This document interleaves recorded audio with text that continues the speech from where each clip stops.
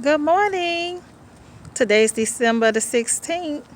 It's starting to look more like Christmas out here in Pittsburgh. So I'm at work and it's snowing. They said today is going to be a snow blizzard, so we have a snow blizzard warning. So I will be leaving work early.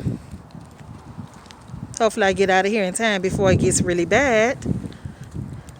The snow is starting to come down. So we'll see what this afternoon brings. In Pittsburgh, it's never a dove moment. This year, I think we're going to get hit mighty hard.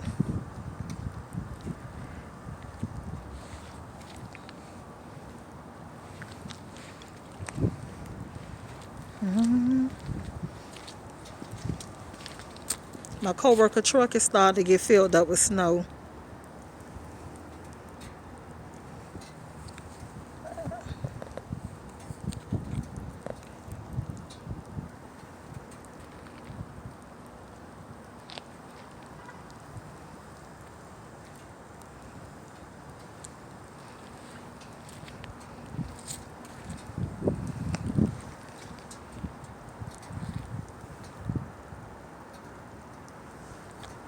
That is my building behind us.